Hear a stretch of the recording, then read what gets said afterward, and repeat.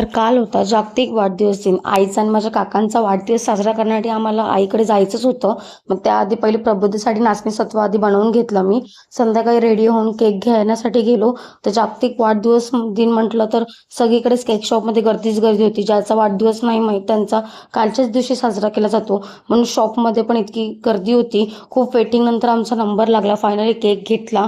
पण त्यानंतर ट्रॅफिकमध्ये अडकलो. घरून कंटिन्यू कॉल चालू होते. कुठे आहेस? कधी येणार? अजून किती वेळ? पाहुणे पण माझी वाट बघत थांबले होते. बस 5 मिनिटं करत करत कसेबसे मी पोहोचली.